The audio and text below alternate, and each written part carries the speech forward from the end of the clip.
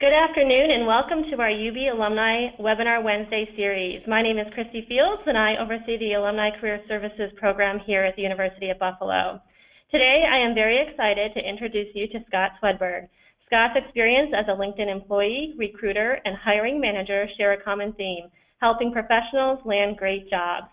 Scott founded the Job Sauce, a career advancement company, to help people get hired for their ideal job with a meaningful raise while skipping the typical discouraging application process.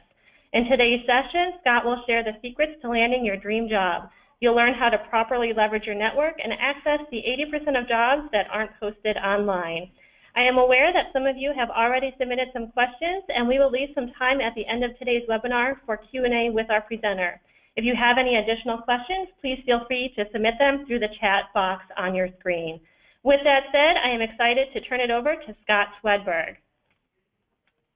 Thanks, Christy. Hi, everyone. Thanks for having me. I'm Scott Swedberg from the Job Sauce, and today we're going to talk to you about landing your dream job. There are 5 key steps that you should take to land your dream job with greater impact and higher pay in 8 weeks, and you don't even need to be the most qualified candidate to do this. While some credentials are important, it's just one of the many factors in getting hired once you're through the door. If you've ever been discouraged from applying for a job because you didn't think that you met the qualifications, you're about to learn some things that'll make you think differently and hopefully empower you to go after the jobs that you really want. So this is for non-C-level professionals who excel in their profession and want a better job. If you're driven to grow in your career but you're currently stuck, then this is especially for you. In the next 30 minutes, we're going to talk to you about how to land your dream job in the next 8 weeks, even if you're not the most qualified candidate. The key to commanding significant pay raises of at least 20% and making 50% more money in your career lifetime. How to build career advancing relationships with industry experts whenever you want. How to get company VIPs to like and endorse you as a potential hire. And how to do all of this without going to networking events, never hearing back from jobs you applied for online, or selling out. My promise to you is a step-by-step strategy to land your dream job.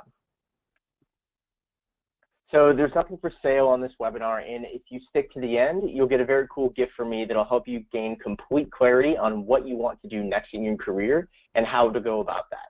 I would normally charge $200 for this, but it's going to be yours for free. So I want you to carefully consider if you're experiencing any of this. Do you continually exceed expectations at your job, but your boss barely notices or gives you any credit? Do friends or family worry about how stressed and unfulfilled you are at work? Do you dread the start of every week and wonder, how long can I keep doing this? I just heard a term the other day called the Sunday scaries. If you're familiar with that, do you experience that feeling on Sunday where you just have this dread of the week in front of you? Are you working way too hard on tasks that are a waste of your most valuable skills and aren't helping you grow? Are you often treated like you're incapable of doing more important tasks than you're given? And do you not make enough money to live the lifestyle you imagined for yourself and your family? In short, do you feel like there's an invisible ceiling on your career? Well, if this is how you feel, then you'll be happy to hear that those aren't the real problems, those are just symptoms. The real problem is that you haven't made what I'll call the shifts, and I'm going to tell you what those are in just a moment. But once you make it, you'll have real control over the timeline of your promotions and the salary you deserve. You can start career conversations that establish you as an in-demand top talent in your industry while also building meaningful relationships with VIPs. You'll realize that the invisible ceiling in your career was never there to begin with, and you'll push through to your next promotion faster than you ever thought possible. And you'll do all of this while rediscovering your passion for the industry that you work in. The one thing you need to know is that 5 simple shifts will make the difference in landing your dream job with the salary and benefits that you deserve. So very quickly, I want to tell you just a little bit more about me and my work. I'm the CEO and head career coach for the Job Sauce. I used to work at LinkedIn, and I'm a former territory manager where I was also a hiring manager. For my clients, the average salary increase is more than 50% compared to the 8% market standard for a raise. And my number one priority is my client's end result, landing that dream job. So I only do full cycle coaching, and everything about my company is focused on getting the dream job. Everything that happens in between is not something we really focus on or do exclusively. It's all about the full job search experience and landing the job. Because if you don't land the job, nothing else really matters. So I initially discovered the 5 shifts while I was a hiring manager at a nonprofit. It was before I started working at LinkedIn. And part of that job was helping for the outplacement for our 1-year consultants. You know, if they get more amazing jobs after they leave our company, then it's easier to hire people. And some of them had incredible breakthroughs from 1 year of experience out of college to a marketing director at a brewing company, an analyst at Ernst & Young, a software engineer in Silicon Valley, but some didn't get impressive results. So I looked at both groups and I discovered that the top achievers did 5 very specific things, and it didn't matter what industry it was. This was just a hypothesis until I started working at LinkedIn, where I spent all day long talking to CEOs and VPs about how they hire and why they hire that way. And that cemented that if you can do just these 5 things, regardless of your age or industry, you can land your next dream job. So these are the 5 key shifts that will take your career from stagnant and underappreciated to fulfilling, exciting, and praised, while also guaranteeing a more comfortable salary and benefits. So the first one is to operate with complete integrity. So I know you might have expected something a little bit sexier to kick it off, but it really is the foundation of everything. It's the key to any relationship, both personal and professional. And would you want to work with someone who wasn't honest or moral, or someone that you couldn't trust? Well, neither does anyone else. So to start, you must never misrepresent your skills and abilities. And that doesn't mean don't talk yourself up, but don't do it to the point where you're misleading people or misrepresenting what you're capable of or what you've done in the past. The other side of that is you need to be constantly striving to improve and grow your skill set, aiming to be one of the best in your field. To have integrity in your job, you need to be someone who's constantly trying to grow. You're not comfortable coasting. And everything about you must reflect this. Think of this in terms of a concept that I'll call the mirror. So the basic idea is that there's no escaping cause and effect, no matter how great you are, that shading dealings and misinformation are going to breed mistrust and secrecy, and you won't get the job that you want. Whatever you project reflects right back on you, and there's no avoiding it. What that means is hiring managers can tell when you're lying because they've been doing this for a while. Entry-level tactics are going to get you entry-level jobs, but if you want an impressive job, you need to go about it in an impressive way. Something you may not have heard before is that 80% of job opportunities are not posted. You can't just apply for these jobs. You need to go and get them and find a way to get in front of those opportunities. So what does that mean? It means when you get this right, when you change your tactics, there's a whole new world of opportunity out there. But when you get it wrong, you're stuck applying for jobs that hundreds of other people are applying to and probably never hearing back. I had a client who told me that he applied to 50 jobs and didn't hear back from any of them except for the standard, "Thank you for applying, we've received your email and we'll get back to you whenever." And he was a very qualified candidate. Since doing this webinar, I've had people tell me that they've applied to 100 jobs or more and not even gotten the courtesy of a "you didn't get the job" email. So remember, you need to be constantly growing, the best in your field, never misrepresent your skills and abilities, and you need impressive tactics to get an impressive job. And we'll talk about those impressive tactics in a little bit. The next shift is to look outside of your cubicle. So you need to understand what you're worth outside of your current company to understand your actual value within it, to test the waters for job responsibilities and pay, to gain leverage if you're looking for an internal promotion. And a promotion within your company is not always the best choice, and you wouldn't know that unless you go out there and look.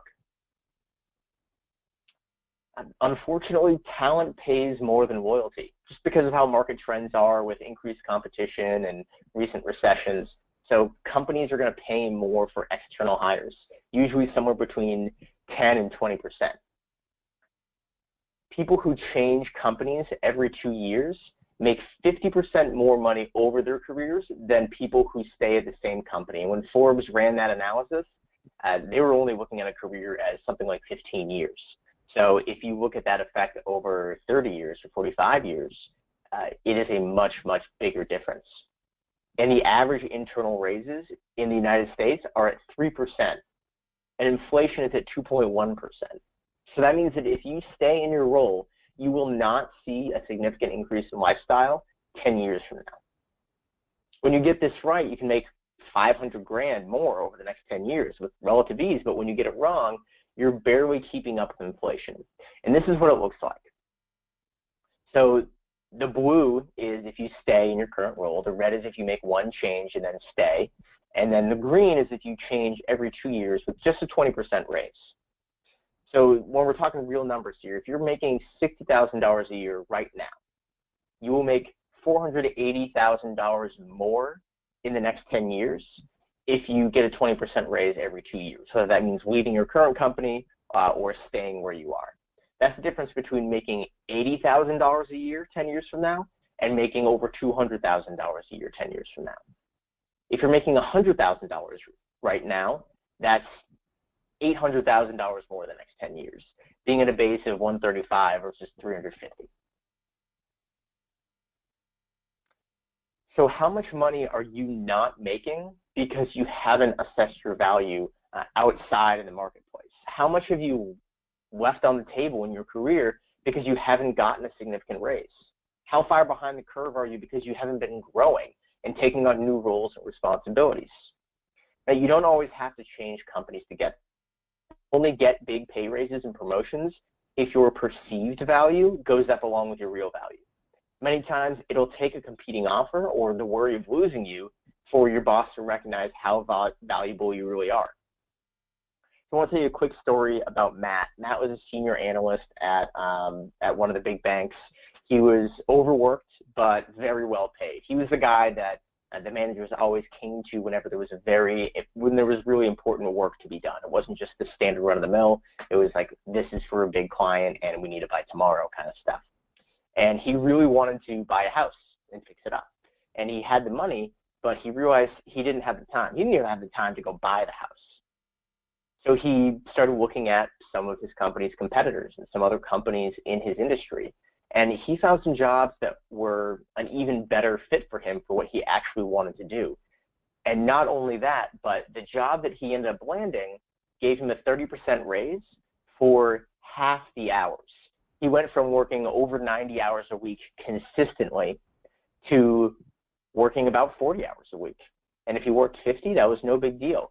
When you look at it from an hourly perspective for what your time is really worth, he was making over 2.5 times the hourly rate he was making before. So you need to at least know what you're worth outside of your company and be willing to make a switch if you want to stay challenged, continually growing in your profession, and to be well paid. So how do you make these changes effectively? Well, you use something that I call the secret weapon. So you've been lied to for years. What you usually hear is that all you need is a really good resume and cover letter, maybe do some freelance work for the company beforehand, or write a blog about your industry, or make sure you're active on Twitter and LinkedIn, or maybe use a temp agency or a recruiter, or go to all these websites to find the job openings. This is what I call the cross your fingers job search. It's why so many people get stuck in the jobs that they hate. So it's like, okay, yeah, you combine all these things and then somehow you're going to be happy? Really? Frankly, if you've been going about it this way, it really has been a waste of your time. You're just wondering whether it's really going to turn into a job that you want, and usually it won't.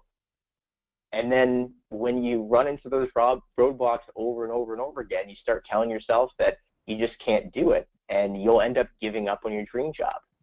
But your inability to get the job that you want isn't really your fault.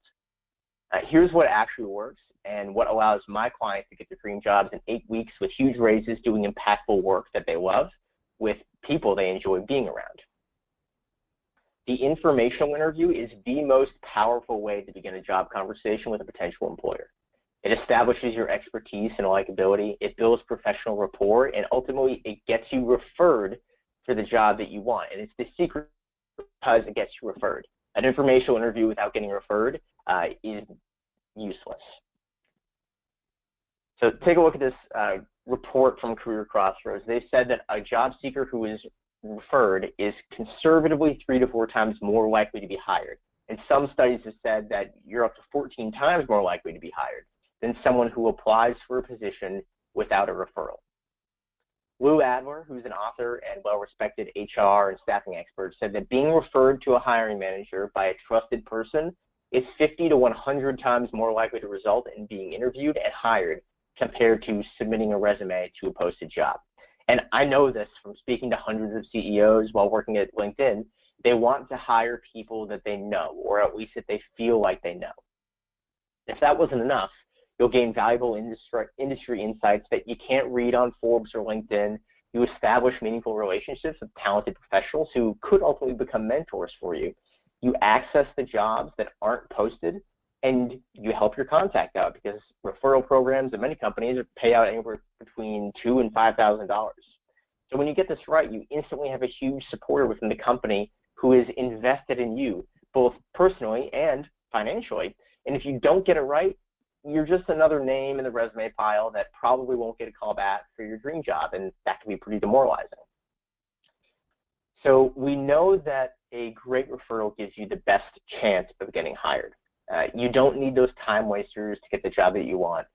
It really is the best option for you. It can look like something as simple as a LinkedIn search to see who you know at a certain company, or better yet, who your connections know at a certain company who might be willing to help you or at least talk to you.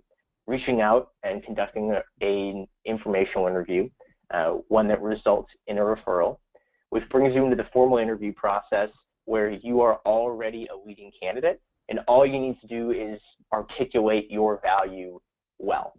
And when you execute that process well, it results in a job offer. A job offer with some leverage because you have people who are really supporting you throughout. And you can track your entire job through this 5-step. It's very simple, but let's dig into what the informational interview actually looks like. So remember, it establishes your fit in the company, it builds a relationship, and gives people an opportunity to help you. And those are the 3 ways that you need to be thinking about it. So you're asking them about specific industry insights, so that's how you lead, with them being a great person to talk to, and that you want to learn more from them because you're thinking about making a change.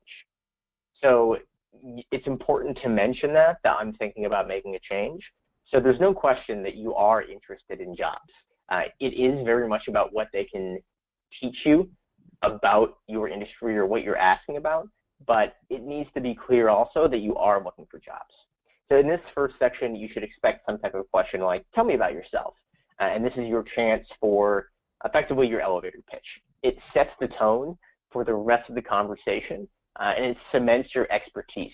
It makes the person think, okay, yes, this is going to be worthwhile. Not only am I going to help this awesome person, but they may even have some insights that will be valuable for me.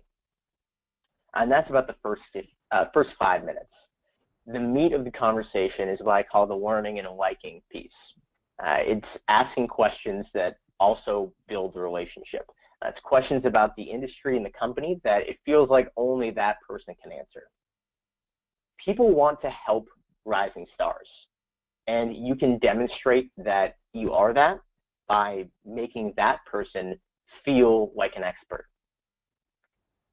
And the last piece, which is the most important piece really, is the final 5 to 10 minutes. It's really about how they can help, what additional insight they can give you related to your job search. A lot of times, just the first 20 to 25 minutes of the conversation is going to inevitably lead them to say something like, oh, you know, we have an opening just like that you're looking for at our company, and I'd be more than happy to pass your resume along if that's something you're interested in. Sometimes it really is just that easy. If you need to move the conversation in that direction, you can do that pretty easily just by a question like, so what positions would you recommend that I look at? And who else would you recommend that I talk to? Or better yet, if you were in my shoes, what would you be doing to land XYZ job? So that is your chance to get referred and to really capitalize on the informational interview.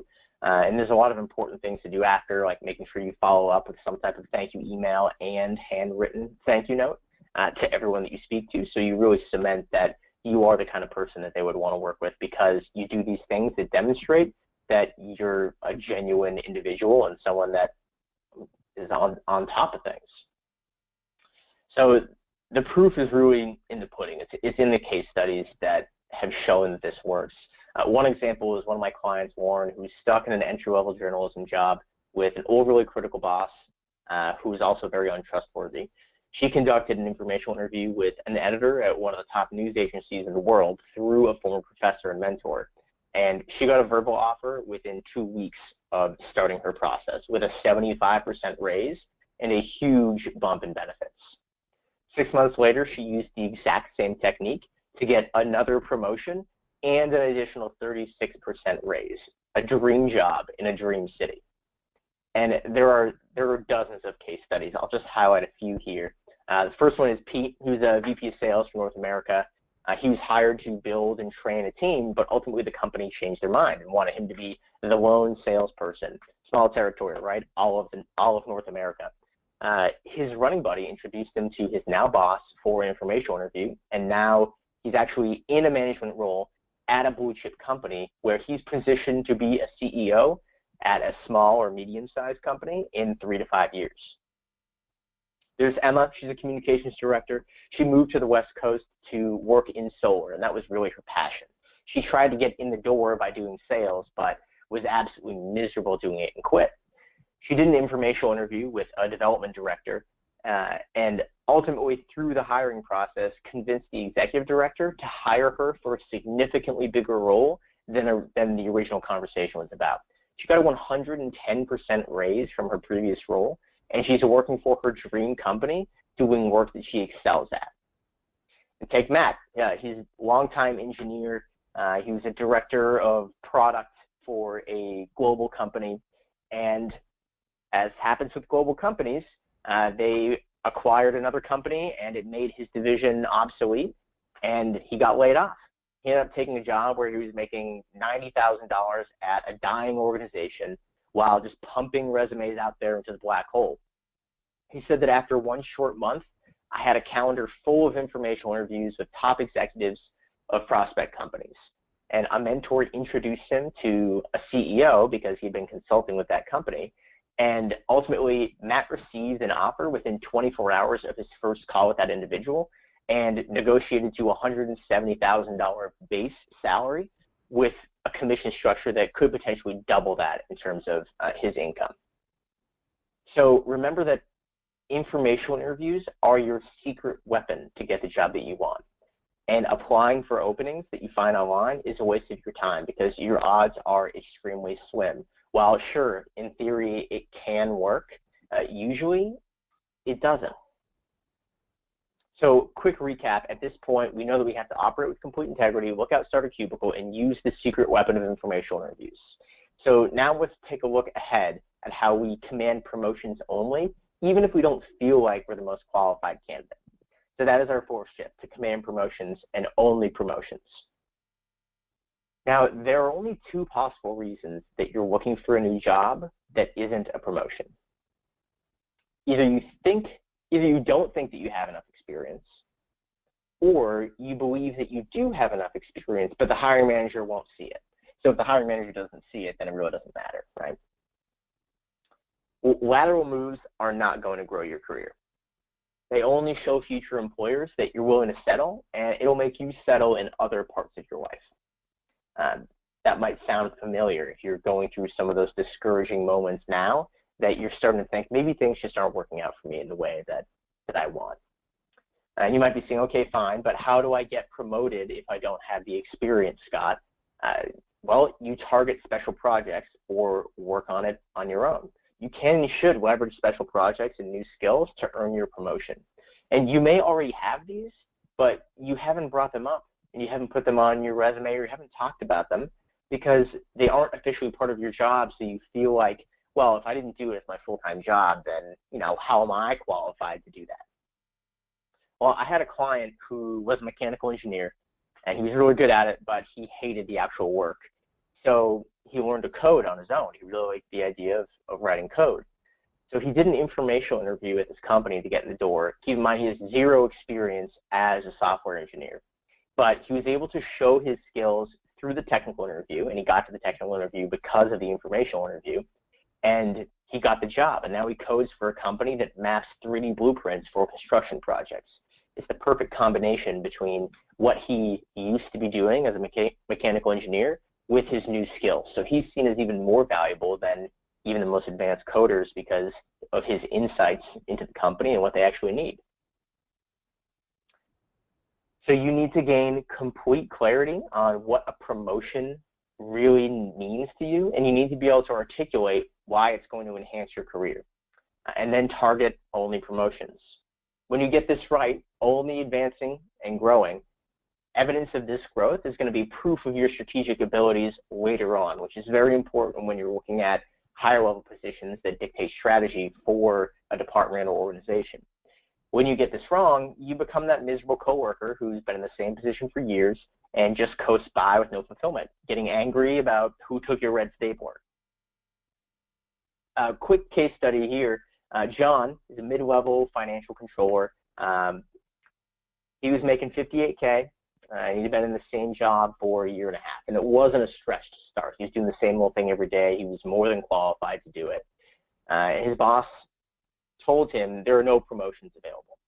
He really wanted to move up. He was bored, but she said, no, I mean, there's nothing available. What are we going to do? So after he was told that, he took a look at the market, he looked outside of his cubicle, and realized that he was already doing things well past his current role. That what his role was and what it was at other companies were two very different things. So he was very qualified for a lot of positions that he didn't realize that he was qualified for. So he did an informational interview at a different company, and that turned into an offer for $90K, the promotion. And that was a much bigger offer than he expected. So he came back to his current employer. You know, he wanted to make sure to, and she came back with a $25K raise and a promotion, plus the promise that he would be able to interview for a certain department and a certain job that would advance his career by 10 years. It was something that he did not think was really something he could access. So he was able to leverage multiple interview processes to get this guarantee from his company. He said, I didn't think it was possible to be in a real position of power at such a large corporation. And when I was working with him, he got this initial $25K raise. And then as he moved along that process, he got that next promotion. And now he's making over $100,000, doing exactly what he wants to be doing, well ahead of the timeline he thought he was able to do it or what other people told him was possible. And a year ago, he was making $58K. So to sum it up, when you're willing to settle, when you've earned that promotion, or you're doing the things that show you're capable of doing that job that is a promotion, you continue to settle. But if you refuse to settle, your results really could blow you away. The fifth shift is to invest in mentoring. And the obvious benefit is that you'll get informational interviews and connections to other people, but it's about a lot more than that. Everyone should have a mentor because it brings three main things: new ideas, insight, and accountability. Three things that you don't get without mentors. And the reason it is most important is because it is an investment in yourself. Investing in yourself is one of the most important things that you can do, and I'm just highlighting mentoring in particular because of how relevant it is to the job search process. You look at some common advice from the most successful people, Warren Buffett, John Wooden, Ben Franklin, whoever, all of them say to invest in yourself. There are new ideas in your head right now that would not have been there if you didn't make the time for this webinar. So good on you for getting on here and growing. A good mentor is going to give you great ideas and make sure you act on them. And nothing happens without action. You can't think your way into a new job. A great mentor will also pull together insight from other people working towards similar goals because this multiplies everyone's effectiveness exponentially. Now, it's hard to get things done on your own when you have the rest of your life to worry about, whether it's kids, loans, mortgages, a spouse, aging parents, pets, your health. But when I work with clients, we use a term called top connectors.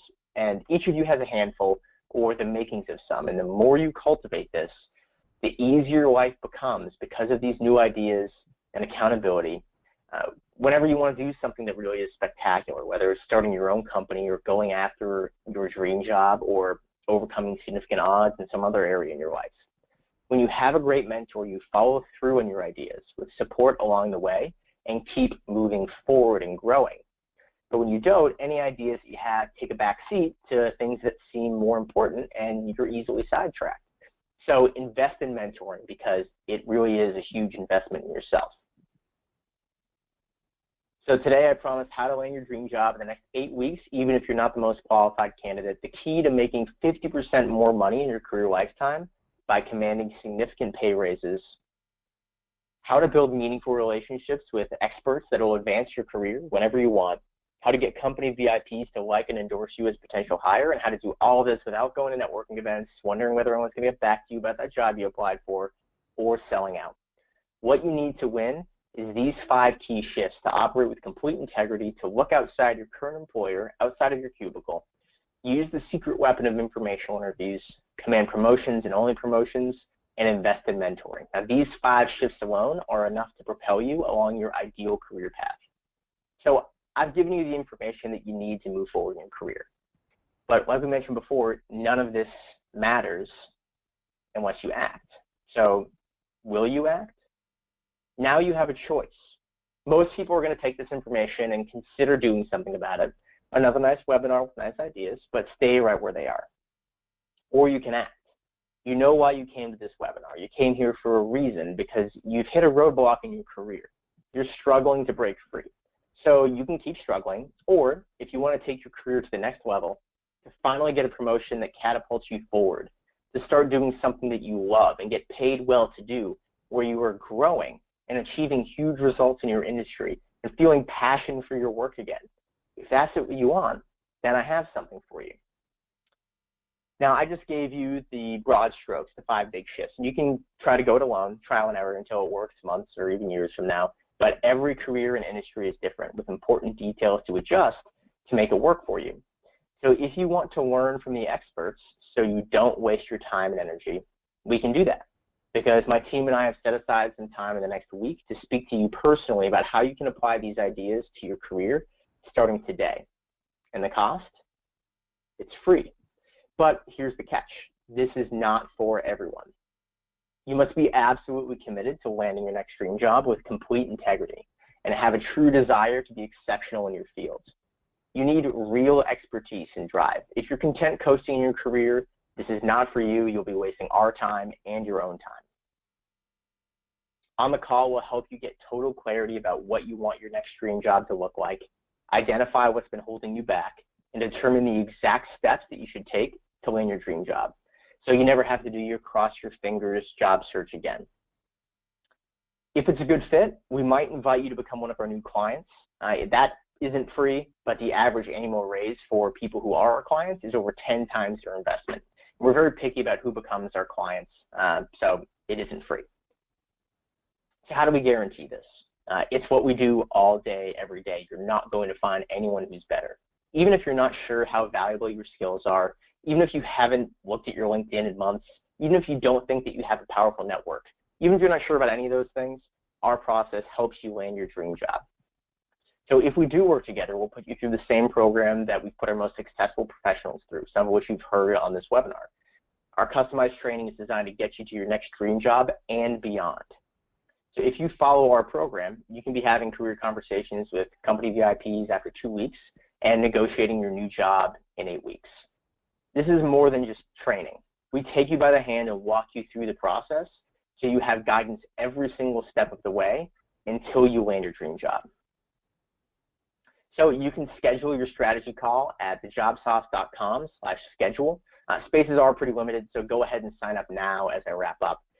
Now, remember those clients that I mentioned? Matt, who increased his salary by 30% and halved his hours. John, who went from stuck and underpaid to an immediate promotion and then another promotion soon after that. Lauren, who escaped a horrible work environment to rediscover her passion and more than double her salary overall. The one thing that they all had in common is that they were smart enough to reach out and get help because they aren't professional job seekers. Their success can be your success. It all begins with scheduling a call and letting us help you. Again, I'm Scott Swedberg from the Job Sauce. You can sign up at this link, and let's talk soon.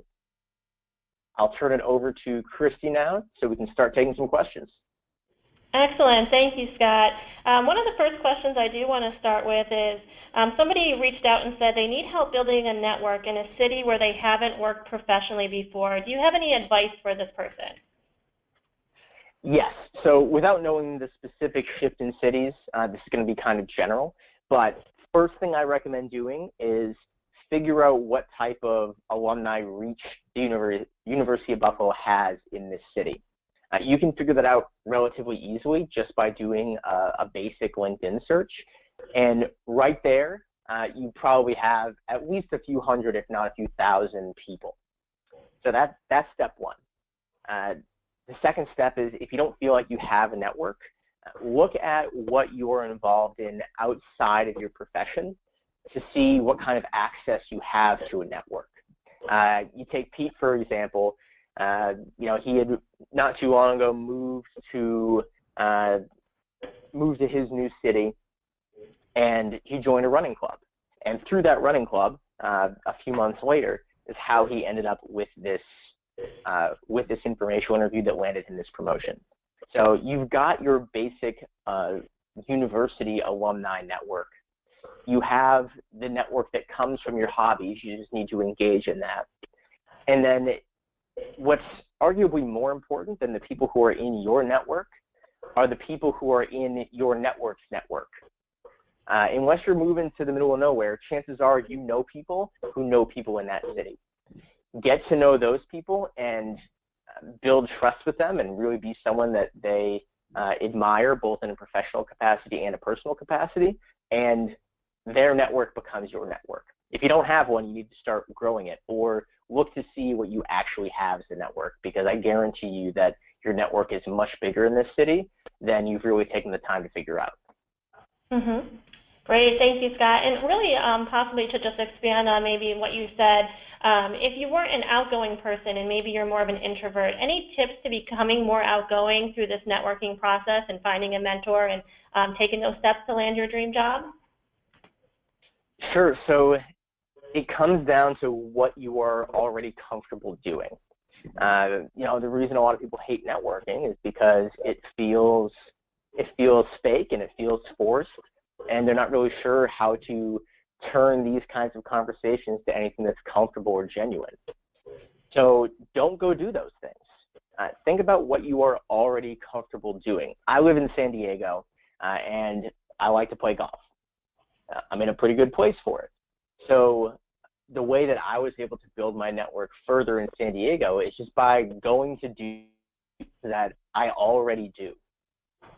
It's really hard to you can't really change who you are entirely overnight. You can't pretend to be a different person than you really are. And doing so is going to burn you out pretty quickly. Mm-hmm. So leverage the things that you are already doing, that you already like, and build your network through that to start. You'll get a lot more comfortable with the idea of what networking really is, which is it's just building relationships that could eventually become professionally useful. Just going out and meeting people through the ways you would normally go out and meet people is how you build a network. Mm-hmm. Great. This next question, Scott, really is talking about advice you may have for maybe 60-plus job seekers who have been downsized but still wish to work, but perhaps not as driven for upward mobility and more interested in staying active in their particular field. Any advice for this group? Oh, yeah. These are some of my favorite clients because they have a very good – their sense of ego isn't like, oh, I need to keep moving up and doing all these things. It's like, okay, been there, done that, realize that's not necessarily as important to me.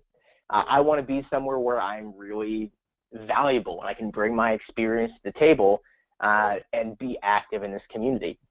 I mean, when you do informational interviews with this approach, then you can be an extremely valuable hire.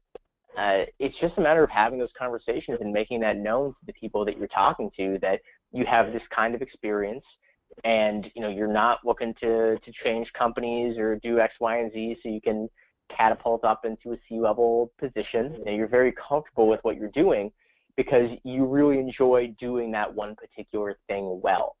Again, how you go about this is going to depend a lot on the field. I mean, if you're a lawyer compared to a marketing director, the approaches are going to be a little bit different. But the key is to find someone who would find your expertise valuable, but that you can make comfortable with the idea that you aren't trying to challenge them for their position, but that you just want to be a valuable member of the overall team. When you can go at it with that approach, you make people a lot more comfortable with the idea that this person has a lot of experience and a lot of wisdom they can bring to the table, and probably some perspective that we are just completely unaware of. When you can make that clear, people get really excited about you as a hire. And then Scott, really just to touch on the same question in just a little bit different sense. Someone who is at an age where it's been a little bit more difficult to secure a job in teaching, they're wondering if they had to search for a new career that would complement their experiences and expertise, what steps do they need to take?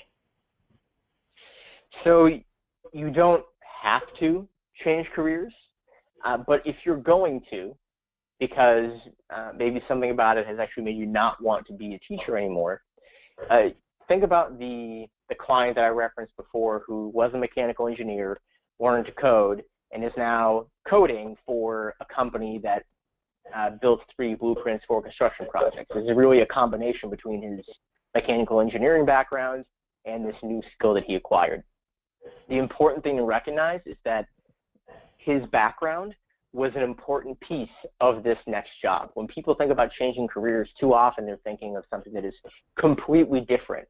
But there's a reason that you pursued that initial career in the first place, whether it's because you're good at it or it's something that you actually like doing. There are pieces to that you enjoy.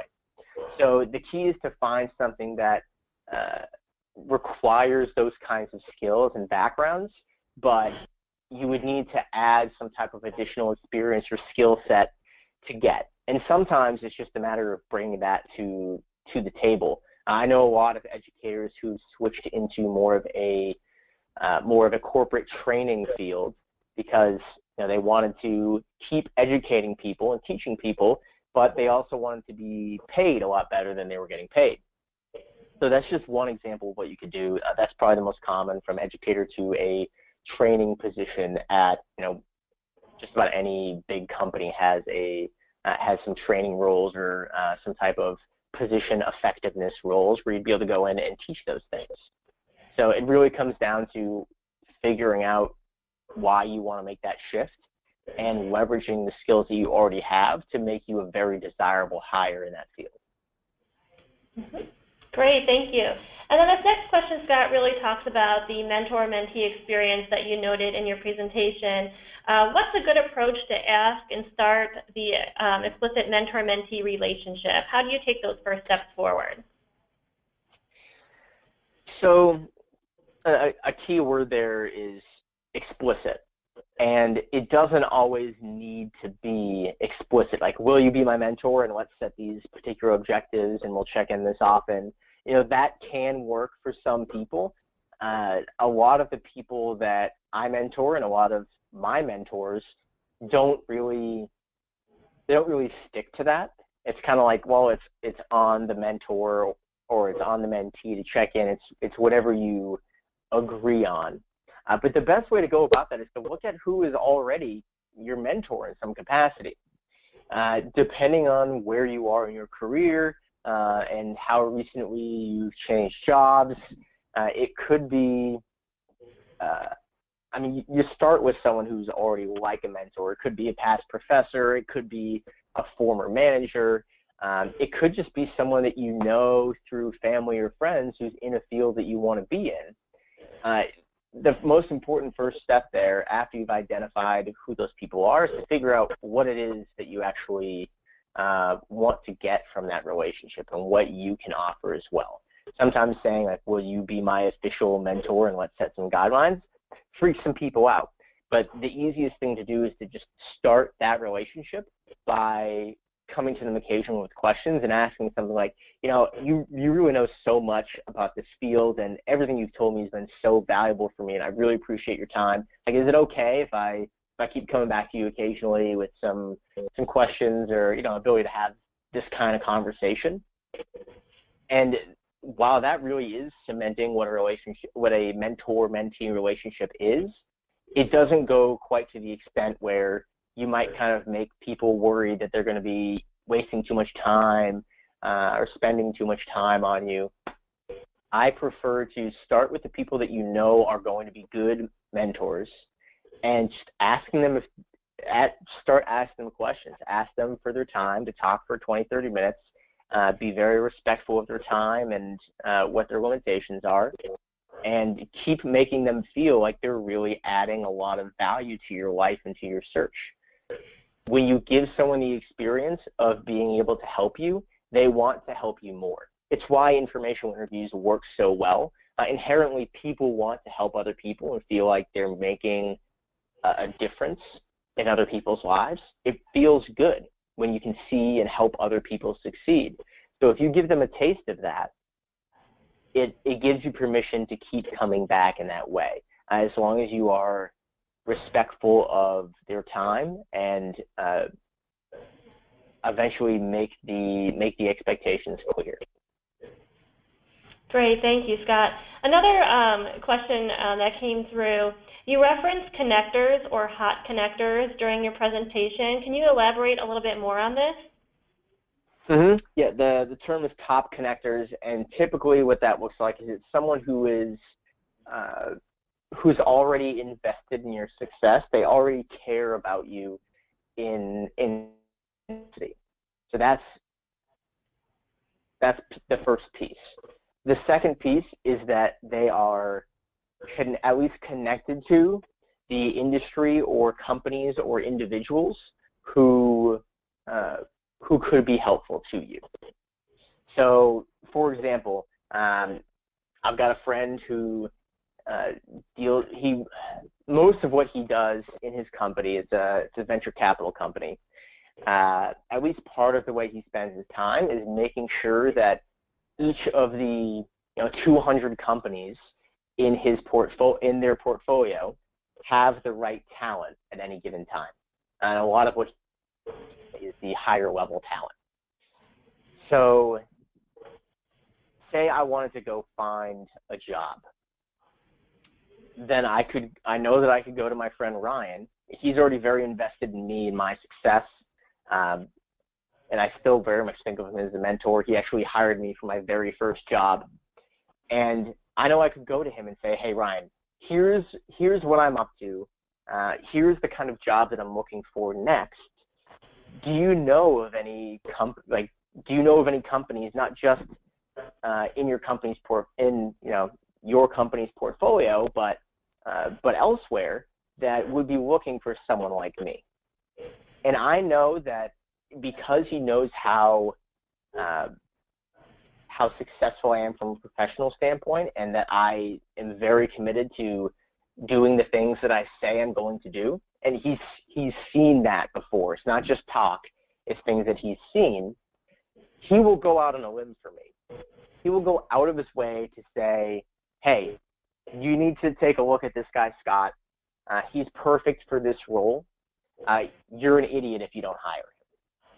So I'm going to introduce you to him, talk to him, you'll find out for yourself, and go through the process, and if it's a good fit, pull the trigger and hire him, because you're not going to find anyone who's better. Your top connectors are the people who are going to say those kinds of things, maybe not as strongly, because Ryan is a pretty direct guy and he'll say those kinds of things, but finding someone who really cares about you on a personal and professional level, knows that you will just crush it in any role that you're in, and is at least somehow connected to the industry that you want to be in. And that doesn't even need to mean that they are in that industry. Ryan is just connected to many different industries. And I know that with his reach and with his network, he'll go out of his way to help me find something that's a fit. So that's who a top connector is. Usually you've got at least 2 or 3. It's entirely possible that you've got 10 or 12, and if you start off with those people, I've had plenty of clients who have started off with 2 or 3 top connectors, and through those 2 or 3 people alone, they ended up with 10 informational interviews and got their offer for their dream job. But it really is important to start with top connectors because they're your biggest supporters. Excellent. Thank you, Scott. The next question I do have for you, you mentioned you were talking about some of the average increases that some of your clients or the case studies that you shared with us. One question that came through just stated, is a 20% increase lofty when you're working with some of your clients? Is it lofty? No, I haven't had a single client who's gotten less than the 20% raise. Most of them are much higher than that, but of course, when I'm talking about it, I don't want to set people's expectations too high, but we really need to figure out what does the market dictate you should be paid, or what is the range. Now, if you're getting paid 80 right now, and you know that the range for people in your position is between 80 and 120, it's not unreasonable to get a 50% raise to 120 because it's in the range. And even when it's drastically outside of the range, that communications director I mentioned earlier, the executive director confided in her later, because now they have a very good relationship, that he initially was going to come to her with an offer of $48,000, and she's getting paid $61,000. So just by a few salary negotiation tactics, and there's a lot more to this, but because she set the right expectations on the front end and had already been able to prove her worth and her value in terms of how much money she's actually bringing to the table for this nonprofit and what that's going to look like long term, she was able to get $13,000 more than this guy was going to offer. So in short, 20% is not lofty, especially when you're changing companies. If you're trying to stay within a certain company, that can be a little bit tougher. But when you're changing companies, 20% is not hard. I think the lowest I've had a client get was a 25% raise, and they were already making 150, like 150 or 160K. All right. And then, Scott, the next question I have for you, do you have any recommendations for someone who worked in a military context and is looking to transition to a civilian practice where the skills are largely transferable, but their network has grown a little stale due to repeated cross-country moves? Any advice for this demographic? Definitely. And military clients are one of my favorites because the network for veterans is so strong. More than almost any other group, veterans want to help other veterans, and they have an understanding of how those skills are transferable. A lot of times, as a veteran, if you're trying to communicate the skills that you have from your service into the business world, it's not always an easy thing to do, and there are some things that you can't really talk about. There's some results that are a bit difficult to communicate because the fields are just so unrelated at the detail level. They're very similar from the high level of the leadership that you need and the ability to empower other people to do certain things. The easiest thing to do is to just tap into that military network that already exists. Don't fight the tides. Find people who already understand your value and can help you communicate that even better. A lot of times it's just making people see that value that can really be the hard part.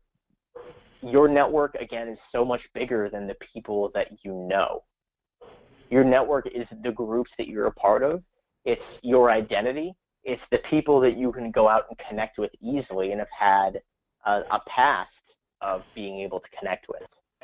So the best thing for you to do, and you can do this regardless of where you are in the United States at least, and for the most part the entire world, find other veterans who understand what your skill set is and talk to them and ask them for advice. More often than not, they really want to find a way to help you. So give them a chance. All right. This just maybe we have time for just two more questions here, Scott.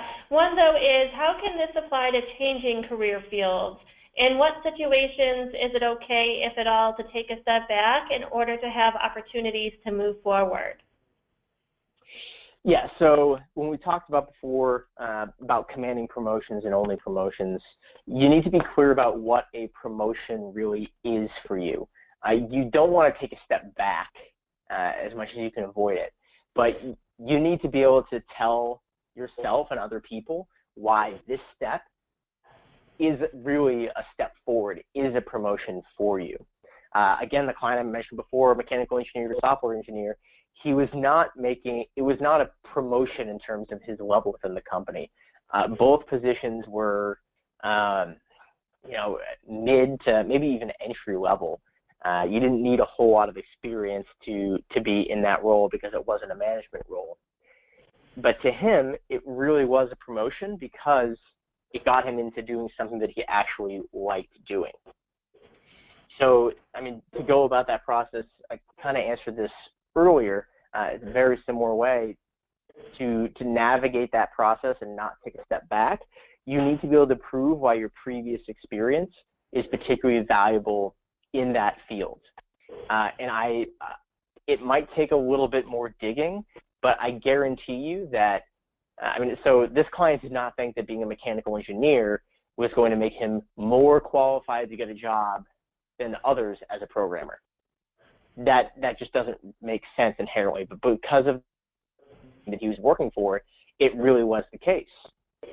So what you need to do is look at what your past experience is and then what career you want to be doing next and figure out how those things can align and how they can meet so you can leverage those past experiences to make you a more valuable candidate for something that's in a new career. Mm-hmm. All right, and then Scott, just another question that we do have.